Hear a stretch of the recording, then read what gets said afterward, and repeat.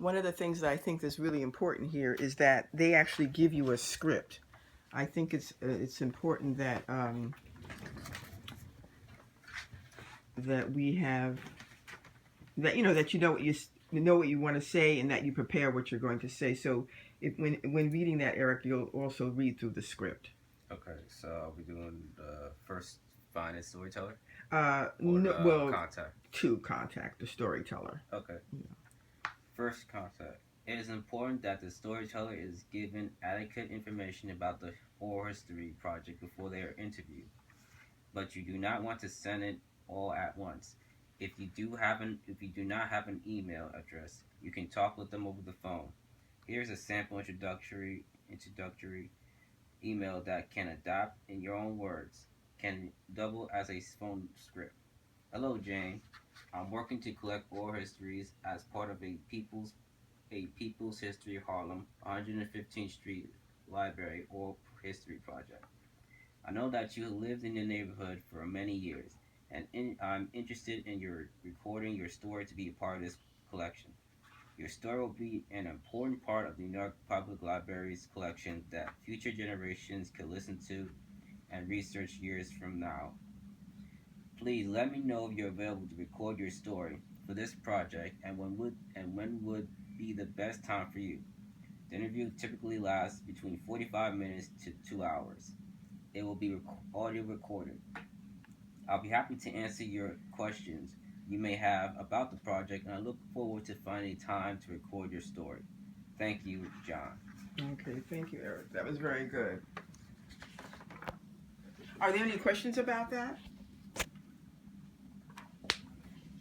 So I just think that it's good to have a script so that you get all the information out that you want to share with the potential interviewee, and it's good to have the script because it helps to um, make it's persuasive. It helps convince the person, the potential interviewee, that they should participate in this project, and it gives them a certain level of comfort in going through the process.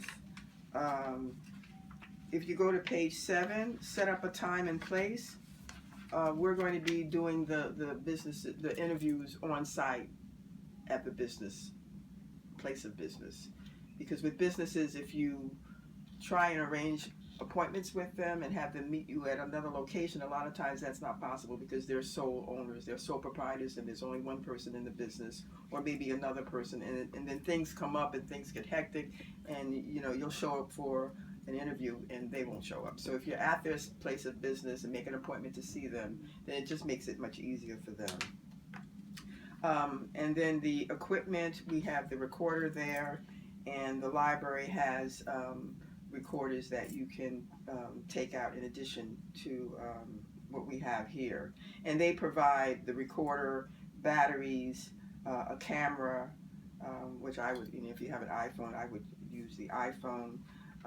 And then the paperwork that's required, they have to fill out a data sheet, and they have to fill out sign a release form.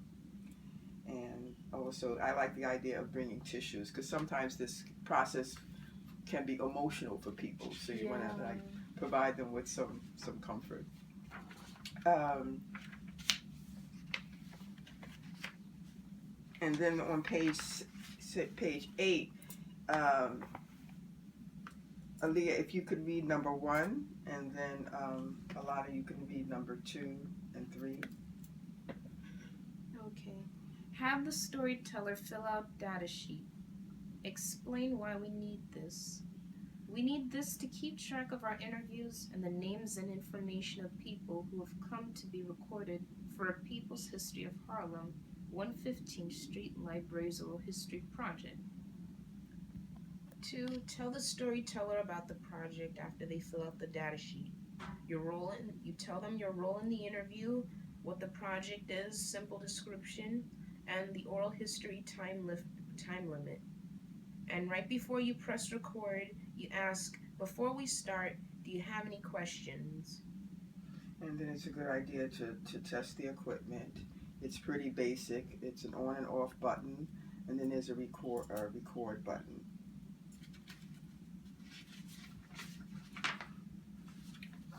Okay, and then Alana, can you read the first section as stated at the beginning of the interview? Um, Hello, my name is Alana, and I'm going to have a conversation with blank for a People's History of Harlem, an oral history project at the New York Public Library.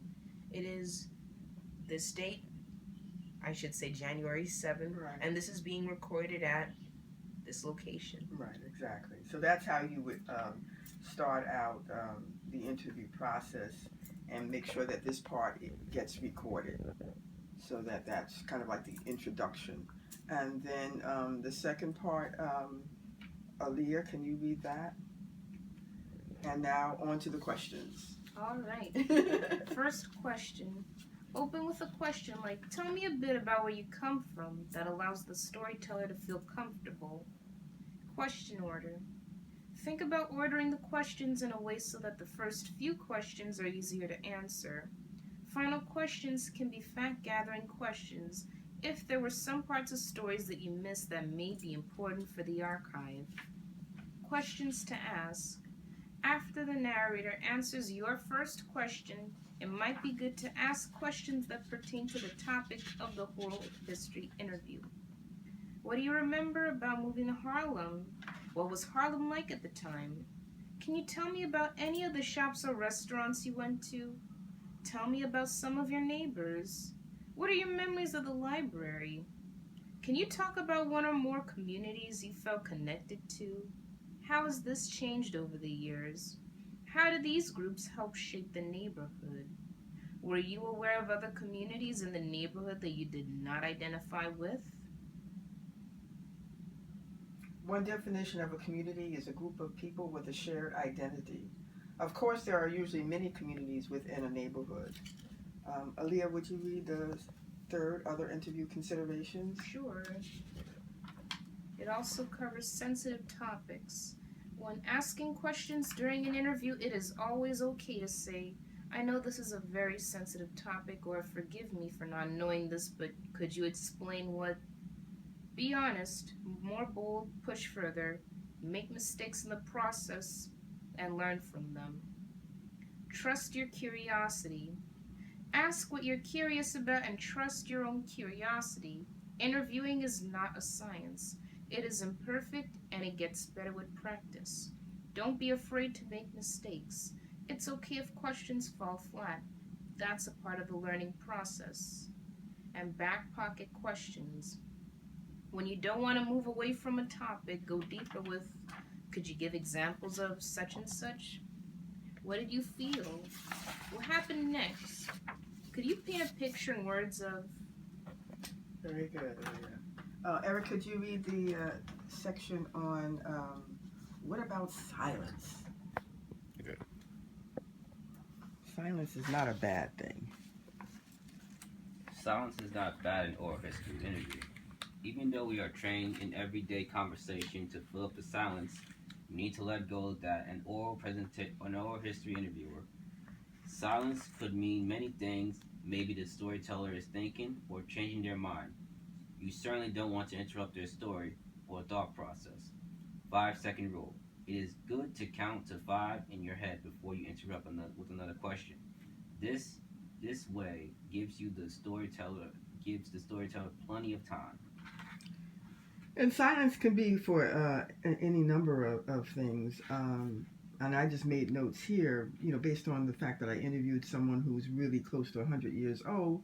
It's just a time for rest and time for them to collect their thoughts and to think more about what it is they're saying, or they may have to consider, the next question that you're asking. They may just need some time to think about it. So just, I think it's important to be patient